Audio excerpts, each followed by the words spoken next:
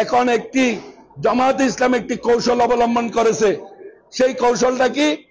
আপনাকে একজনকে ধরবে, বুটাংটা মাইরা দেবে, বুটাংটা মারতে মারতে বলবে, ভাই এতদিন তো বিএনপি কে ভোট দিয়েছো, আওয়ামী লীগকে ভোট দিয়েছো, এবার একটিবারের জন্য জামাতকে ভোটটা দিয়ে দেখো, জামাতকে ভোট দিলেই তুমি নিশ্চিত জান্নাত পাবা। আর আমি অনেক বক্তব্যের মধ্যে আমি চ্যালেঞ্জ দিয়ে থাকি, জামাত ইসলাম এবং অন্যান্য ইসলামী রাজনৈতিক দল তারা মানুষকে ধোঁকা দেয় যে আমরা খেলাফত কায়েম করতে চাই। হ্যাঁ, আমি মানি ইসলামের মধ্যে অবশ্যই খেলাফত কায়েম করাটা ফরজে কিফায়া। এটা আল্লাহ পাক কোরআনের মধ্যে ঘোষণা দিয়ে দেন খেলাফত কায়েম করার জন্য। কিন্তু খেলাফত কায়েম করার নিয়মটা কি বন্ধুরা, এগুলো আমাদের জানতে হবে। আমরা মুসলমান, সেই সব আমাদের জানতে হবে। আল্লাহর নবীর আমলে রাজনীতি ছিল যে প্রতিনিধি নির্বাচন করত, যেমন আজকে আমরা এভাবে যখন সবাই যেভাবে বসেছি, এভাবে বসে ওখান থেকে একজন যোগ্য ব্যক্তিকে, একজন বয়োজ্যেষ্ঠ ব্যক্তিকে, একজন মেধাবী ব্যক্তিকে, সৎ ব্যক্তিকে, যাকে সবাই মানবে, এরকম যার প্রতি সবার সমর্থন থাকবে, এরকম একজন ব্যক্তিকে বাছাই করে খলিফা বানানো হতো। কিন্তু ইসলামের মধ্যে গণতন্ত্রকে নিয়ে রাজনীতি করার কোনো বিধান নাই। ইসলামের মধ্যে নির্বাচন করে প্রতিনিধি নির্বাচিত হওয়ার কোনো বিধান নাই। যদি কোনো মৌলবী দেখাতে পারে, আমি অনেকবার চ্যালেঞ্জ করেছি, এই জনসভাতে, প্রতিনিধি সভা থেকে আমি চ্যালেঞ্জ ঘোষণা করলাম। আমি দুইজন আলেমকে অলরেডি ঠিক করে রেখেছি, বাংলাদেশের খ্যাতনামা দুইজন প্রজ্ঞাবান আলেমকে আমি ঠিক করে রেখেছি এ ধরনের আলোচনায় বসার জন্য।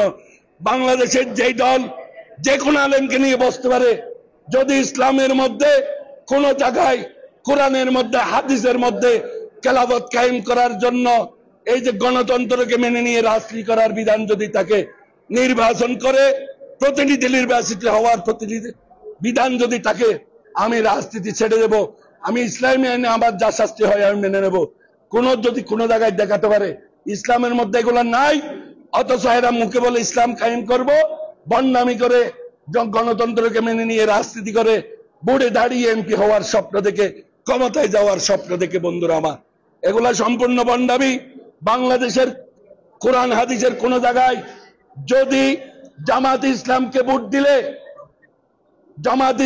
ভোট দিলে জান্নাত পাওয়া যাবে, এই দলিল যদি কোরআন হাদিসে কোথাও দিতে পারে, আল্লাহকে সাক্ষী করে বলতেছি জামাত ইসলামে আমি ভোট দেব। কিন্তু এই দলিল কোথাও কেউ দেখাইতে পারবে না। জামাত ইসলামের বাইরে মনে করে জামাত ইসলাম হলো আসল ইসলাম। আমাদের যে আল্লাহ পাক রব্বুল আলামিন আমাদেরকে যে ইসলাম দিয়েছে, এইটা কোনো ইসলাম নয়। জামাত ইসলাম করলেই আসল ইসলাম করা, এটাই তাদের নিয়ম, এটাই তারা বিশ্বাস করে। সুতরাং আমাদেরকে সজাগ থাকতে হবে। এরা যে জান্নাতের লোভ দেখিয়ে ভোট নিয়ে যেতে চায়, এগুলো আমাদেরকে প্রতিহত করতে হবে। বিগত 17টি বছর আমাদের জাতীয়তাবাদী দল বিএনপি জামাত ইসলামের কাছে খুব ভালো একটি রাজনৈতিক দল ছিল। তাদেরকে, এই জামাত ইসলামকে যেভাবে সাপোর্ট দিয়ে, সমর্থন দিয়ে, তাদেরকে সহযোগিতা করে বিএনপি তাদেরকে আগলিয়ে রেখেছিল। 5ই আগস্টের পর দেখা যাচ্ছে সেই জামাত ইসলাম, সেই আমাদের জাতীয়তাবাদী দল বিএনপি জামাত ইসলামের জন্য খুব খারাপ একটি রাজনৈতিক দলে পরিণত হয়ে গেল। এটার কারণ কি আপনারা জানেন? বাংলাদেশের মধ্যে যেই রাজনৈতিক দলগুলো আছে, এই রাজনৈতিক দলগুলোর মধ্যে একমাত্র জাতীয়তাবাদী দল বিএনপি এবং আওয়ামী লীগ, এই দুটি রাজনৈতিক দল ছিল বাংলাদেশের 300 আসনের মধ্যে এমপি প্রার্থী দিয়ে নির্বাচন করে সংখ্যাগরিষ্ঠতা অর্জন করে সরকার গঠন করার মতো একমাত্র দুটি রাজনৈতিক দল ছিল। আওয়ামী লীগ দীর্ঘ 17 বছর তাদের রাজনৈতিক কর্মকাণ্ডের কারণে, তাদের দমন পীড়নের মাধ্যমে, গুম খুনের মাধ্যমে, স্বৈরাচারী কায়েম করার মাধ্যমে যেভাবে পতন হয়ে গেছে, 5ই আগস্ট পতন হয়ে গেছে, আগামী 20 বছরেও এই আওয়ামী লীগ আবার রাজনীতির মাঠে এসে রাজনীতি করে সরকার গঠন করতে পারে কিনা সন্দেহ আছে, বন্ধুরা আমার। সুতরাং আওয়ামী লীগকে বাদ দিলে যে রাজনৈতিক দলগুলো বাংলাদেশে এখন আছে সেই রাজনৈতিক দলের মধ্যে একমাত্র জাতীয়তাবাদী দল বিএনপি আছে, যে 300 আসনে নির্বাচন করে, প্রার্থী দিয়ে নির্বাচন করে একক সংখ্যাগরিষ্ঠতা অর্জন করে সরকার গঠন করতে পারে, একমাত্র বিএনপি আছে বন্ধুরা আমার। এই বিএনপি যখন সরকার গঠন করবে, ক্ষমতায় যাবে, এই কথা যখন অন্যান্য রাজনৈতিক দলগুলা বুঝতে পারলো, তখনই বিএনপির বিরুদ্ধে একটি রাজনৈতিক ষড়যন্ত্র শুরু করেছে বন্ধুরা আমার। এই ষড়যন্ত্রকারীর মধ্যে 1 নম্বরে আছে জামাতে ইসলাম।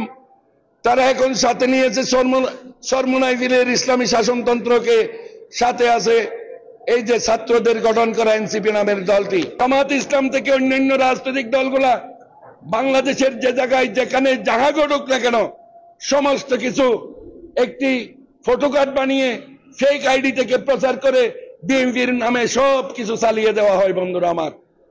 আপনারা জানেন, যেমন চকরিয়াতে একটি ঘটনা হলো, এই ঘটনাকে যদি বাইরে সাধারণ মানুষের মধ্যে ঘটনা হয়, জামাত ইসলাম এটাকে বিএনপির কর্মী বলতে চালিয়ে দিয়ে উত্তরবঙ্গে চালিয়ে দেওয়া হয়, ঢাকাতে চালিয়ে দেওয়া হয়। চকরিয়ার ঘটনায় যদি কি উত্তরবঙ্গে চালায়, তাহলে তো এটা কেউ বলতে পারবে না যে এটা ঘটনাটা সঠিক কিনা মিথ্যা কিনা, এটা তো বলতে পারবে না। তাদের এই কৌশল, উত্তরবঙ্গের ঘটনাগুলা এদিকে চালিয়ে দে, এদিকের ঘটনাগুলা উত্তরবঙ্গের দিকে চালিয়ে দে, এইভাবে বিএনপির বিরুদ্ধে অপপ্রচার করতে করতে বিএনপিকে বিতর্কিত করার ষড়যন্ত্রে মেতে আছে বন্ধুরা। এরা অনেকটাই সফল হয়েছে। বাংলাদেশে বর্তমানে বিএনপিকে সান্দাবাজ দলে পরিণত করেছে। হয়তো বিএনপি হলো বঙ্গোপসাগরের মতো একটি বড় রাজনৈতিক দল, তাদের মধ্যে এই বিএনপির মধ্যে কিছু ছোটখাটো অপরাধী থাকতে পারে, ছোটখাটো কিছু অন্যায়কারী থাকতে পারে। একটা পরিবারে যদি 5টা সন্তান থাকে, 5 জন সন্তান 5 রকমের হয়ে যায়। 5 জন 5 রকমের কর্ম করে, ওখানের মধ্যে কিছু 5 জনের মধ্যে একজন দুষ্কৃতিকারীও থাকতে পারে, এটা স্বাভাবিক বিষয়। সেইভাবে এই বাংলাদেশের জাতীয়তাবাদী দল বিএনপির মধ্যে সারা বাংলাদেশে কিছু কিছু হয়তো অন্যায়কারী আছে। এই 5% যদি অন্যায় করে, 2% যদি অন্যায় করে, এইটাকে অপপ্রচার চালিয়ে জামাত ইসলাম শতভাগে পরিণত করে দেয় বন্ধুরা আমার।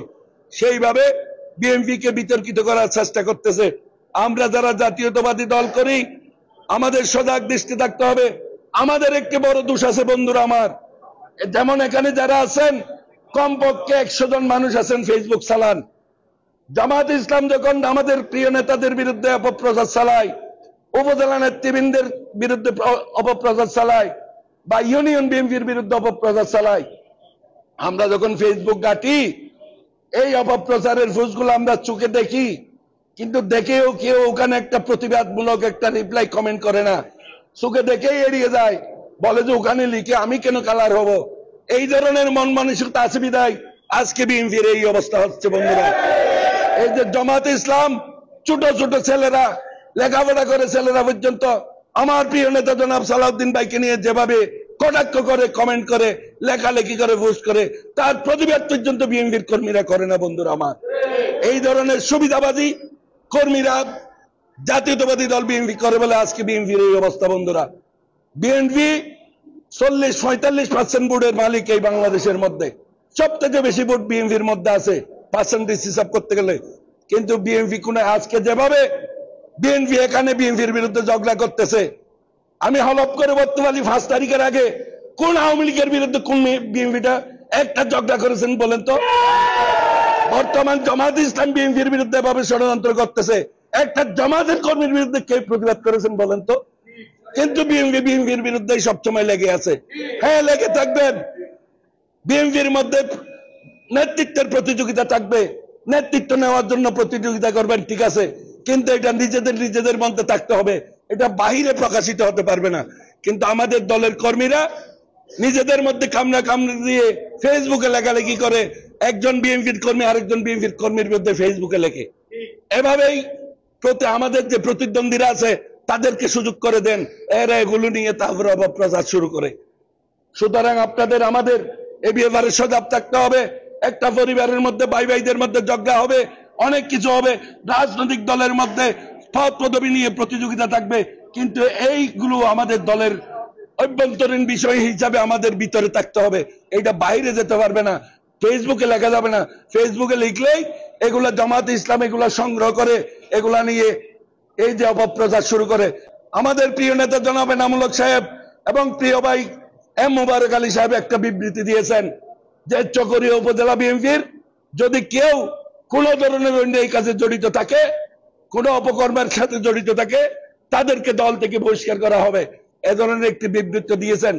এই ভোট বাহিনীর সদস্যরা, জান্নাতি দলের সদস্যরা এই ফুসকে পর্যন্ত স্ক্রিনশট দিয়ে নিয়ে বলে যে বিএনপির এতদিন পরে এই বুধোদয় হয়েছে, এতদিন লুটপাট করেছে, সাদাবাজি করেছে, দখলবাজি করেছে, সবকিছু খাওয়া দাওয়ার পর এতদিন পরে এই বুধোদয় হয়েছে, এভাবেই করে জামাতিরা ফুস করা শুরু করে দিয়েছেন। সুতরাং জামাত ইসলামের ছোট ছোট কর্মীরা যদি এভাবে তৎপর হয়ে রাজনীতি করতে পারে, রাজপথেও এরা চুপচাপ থাকতে পারে, অনলাইনেও চুপচাপ থাকতে পারে, আমাদের বিএনপি নেতা কর্মীদের কাজটা কি? এরা শুধু পদের জন্য কামড়া কামড়ি করবে, রাজপথে মিছিল মিছিলে ডাকলেও যাবে না, অনলাইনের মধ্যে একটি মোবাইল গুতানোর সময় একটা লাইক কমেন্ট করবে না, দলের পক্ষে একটা শব্দ বলবে না। এগুলাই করে কি দলকে কখনো বিজয় লাভ করা যাবে বন্ধুরা? সুতরাং আপনাদের চুপচাপ হতে হবে। যেমন রাজপথে থাকবেন তেমনি ভাবে যারা মোবাইল ব্যবহার করেন তারা অনলাইনের মধ্যে চুপচাপ থাকতে হবে বন্ধুরা।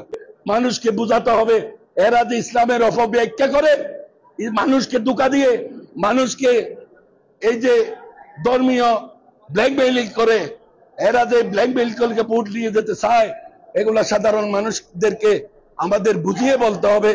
সুতরাং বলার মধ্য দিয়ে আগামী জাতীয় নির্বাচনে জনাব সালাউদ্দিন আহমেদকে অথবা ওনার সহধর্মিনীকে এই চকরিয়ায় যাহাকেই উনি প্রার্থীতা ঘোষণা করুক না কেন, জাতীয়তাবাদী দল বিএনপির দানের শীষের প্রার্থীকে আমরা বিপুল ভোটে জয়লাভ করার মধ্য দিয়ে জনাব সালাউদ্দিন সাহেবের মান ইজ্জত সম্মানকে আমরা আরো উত্তরোত্তর সফলতার দিক দিয়ে নিয়ে যাওয়ার জন্য